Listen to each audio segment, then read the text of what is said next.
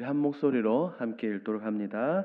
내일 이맘때면 내가 무거운 우박을 내리리니 애굽 나라가 세워진 그날로부터 지금까지 그와 같은 일이 없었더라. 이제 사람을 보내어 내 가축과 내 들에 있는 것을 다 모으라. 사람이나 짐승이나 무릇 들에 있어서 우박이 그 위에 내리리니 그것들이 죽으리라 하셨다 하라 하시니라. 아멘. 오늘 우리가 함께 읽은 이 본문은 애굽에 내린 7번째 재앙인 우박 재앙에 대한 본문입니다. 이 재앙은 백성들을 해방시키려는 하나님의 명령을, 하나님의 말씀을 거부하는 바로와 애굽 온 땅에 내리는 재앙입니다. 하나님은 지속적으로 바로와 애굽에게 경고를 내리심에도 불구하고 이 바로의 완악한 마음은 변하지 않습니다. 하나님은 이미 앞서 6번이나 애굽에 재앙을 내리셨죠. 하나님의 능력, 하나님의 살아계심을 분명하게 나타내 보이셨지만 바로는 계속해서 불순종합니다. 오늘 본문이 무엇을 말하고 있는지 함께 살펴보도록 합니다. 내용 관찰 1번입니다. 하나님께서는 바로에게 재앙을 내리며 무엇을 알게 하실 것이라고 하십니까? 오늘 본문을 보니 하나님은 바로에게 재앙을 내리며 하나님의 살아계심, 하나님의 위대하심을 알게 될 것이다 라고 말씀하고 있습니다. 그것이 바로 14절이죠. 하나님께서 재앙을 통해 바로와 그의 신하들, 애굽 백성들로 하여금 하나님의 유일하심, 하나님의 능력을 모두가 알게 하려는 하나님의 분명한 목적이 있습니다. 그 어떤 왕과 그 어떤 신과 비교할 수 없는 세상의 창조주의자, 세상의 절대적 주관자이신 하나님을 온 세상에 나타내 보이시는 겁니다. 2번입니다. 하나님께서 애굽에 무거운 우박을 내리시며 바로에게 무엇을 말씀하십니까? 이 19절 말씀을 보니 하나님은 애굽에 우박을 내리기 전에 바로와 애굽 사람들에게 인애를 베푸시죠. 다름 아닌 그들의 가축과 사람들, 종들을 보호하라고 경고를 주십니다. 이 말씀은 곧 하나님께서 말씀하신 7번째 재앙이 곧 임박했다라는 것입니다. 그리고 이를 피하려면 가축과 종들을 사람을 집으로 들여보내서 보호하라고 하나님이 말씀하세요. 즉 하나님의 말씀, 하나님의 경고를 따를 경우에는 재앙을 피할 길이 있다라는 것을 분명하게 말씀하십니다. 이를 통해 하나님의 자비하심, 하나님의 사랑, 하나님의 인애를 우리가 깨닫게 됩니다. 더불어 순종하는 자는 보호받고 불순종하는 자는 재앙을 겪게 될 것이다 라는 것도 우리가 깨닫게 되죠. 이를 통해서 깨달음을 얻기를 바라는 하나님의 마음도 우리가 살짝 엿볼 수 있게 됩니다. 이는 연구와 묵상에서 우리가 함께 조금 더 살펴봅니다. 연구와 묵상입니다. 하나님께서는 왜 우박 재앙을 애굽에 내리시면서 가축과 들에 있는 것들을 다 모아 집으로 피하라고 말씀을 주십니까? 이것은 잠시 앞서 말씀을 드린 것처럼 하나님의 자비와 하나님의 공의를 동시에 나타내기 위함입니다. 이런 하나님의 모습을 통해 우리는 하나님의 성품을 깊이 묵상할 수 있어요. 바로와 애굽 사람들은 어떻습니까? 그들은 하나님께 심판받을 자격이 있죠. 심판을 당해야 합니다. 그럼에도 불구하고 하나님은 우박 재앙에 앞서 이 사람들에게 애굽에게 구체적인 경고를 주십니다.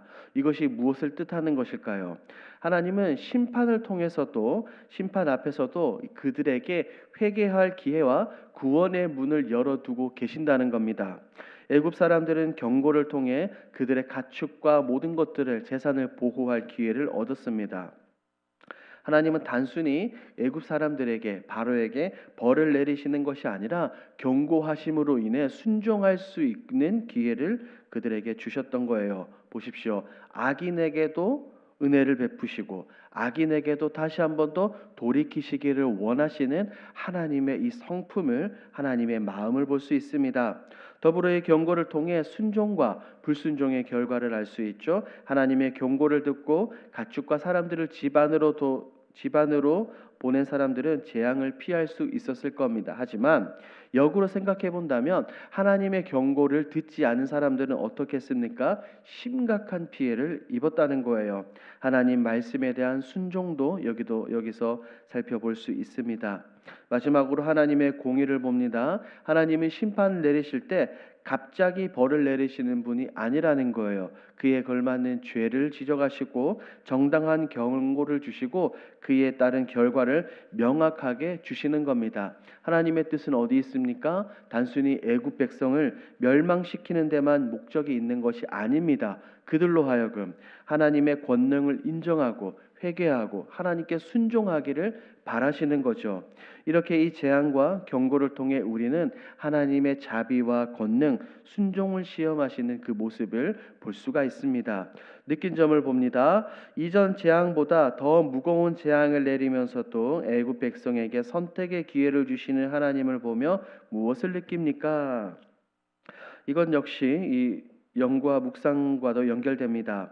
애굽에 다시 한 번 더 기회를 주시는 하나님의 모습을 보며 하나님의 은혜와 자비를 묵상합니다. 심판의 목전에서 곧 있을 심판 앞에서도 하나님은 은혜와 자비를 베풀어 주십니다. 바로와 애굽은 계속해서 하나님을 거부합니다. 수차례 경고에도 불구하고 그들의 돌같이 굳은 마음을 유지하죠. 그럼에도 불구하고 그들이 순종하지 않음에도 불구하고 그들을 순간에 멸망시키지 않고 다시 한번 기회를 주시는 그 하나님을 봅니다. 하나님께서 그들에게 회개할 주시는 겁니다. 저는 이 본문을 보며 하나님이 그들에게도 은혜를 베푸신다. 그들에게도 주어진 은혜의 기회가 있다라고 저는 생각을 합니다. 이 말씀을 듣고 따르는 사람들에게 구원을 열어주시는 하나님, 이런 하나님의 긍휼과 용서의 마음이 느껴지지 않습니까? 이것을 통해서 우리가 이 하나님의 속성, 하나님의 마음을 우리가 함께 깨달아야 합니다. 이것은 단지 본문에 등장하는 애굽 백성에게만 적용할 것이 아니라 오늘을 살아가는 우리도 동일합니다. 하나님은 어떻습니까? 우리에게 끊임없이 기회를 주시는 거예요.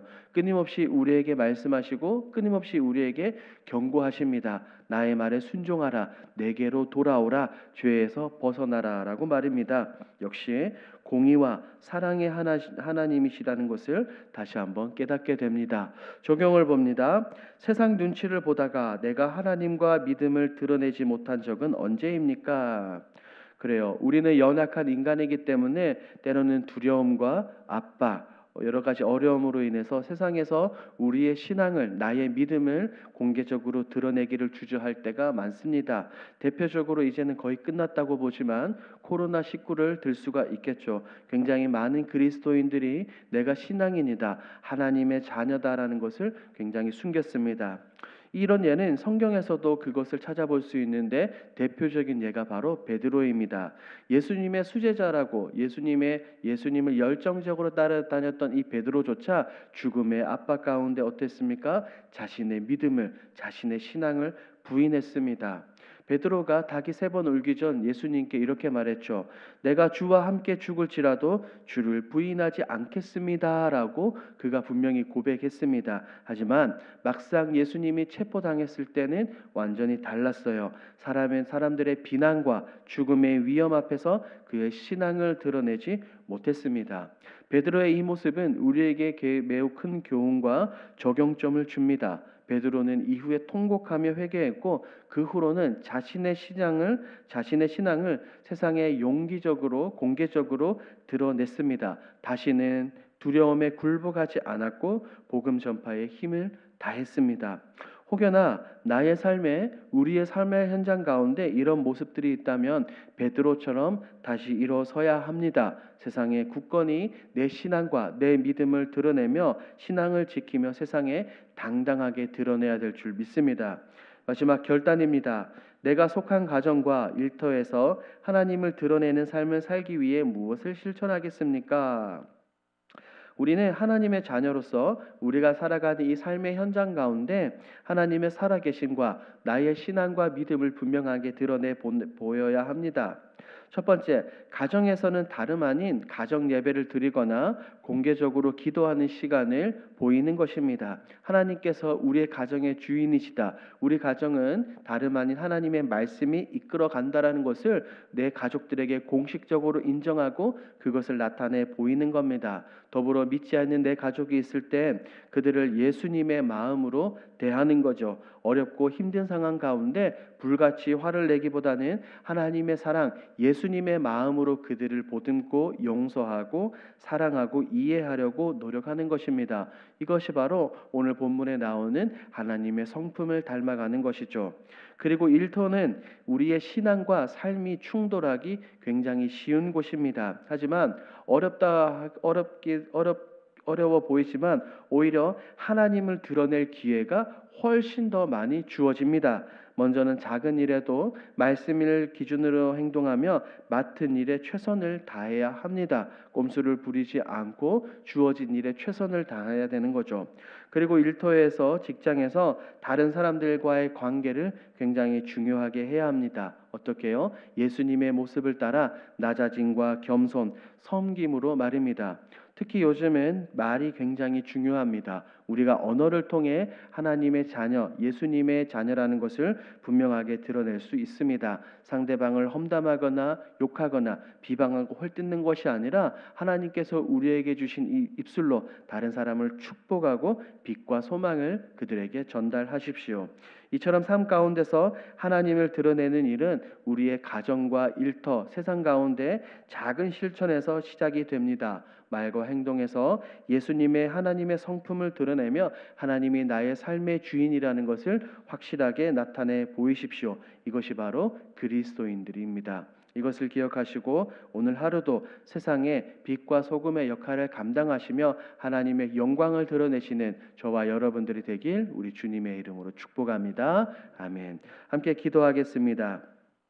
첫 번째, 하나님의 공의와 사랑을 기억하며 말씀에 순종하게 하옵소서. 두 번째, 내가 속한 가정과 일터에서 하나님을 당당하게 드러내 세상 사람들이 하나님을 인정하게 하옵소서. 우리 9월 공동기도 제목입니다. 건축의 사각지대가 없도록 맡겨진 이들이 책임과 성실로 임하게 하옵소서. 네 번째, 리모델링을 위해 기도와 시간과 물질로 헌신하는 성도들에게 복을 내려 주옵소서. 이와 같은 공동기도 제목으로 기도하시고 여러분들이 가지고 오신 개인기도 제목으로 자유롭게 기도하시다가 돌아가겠습니다. 우리 주여 힘차게 부르시고 기도합니다.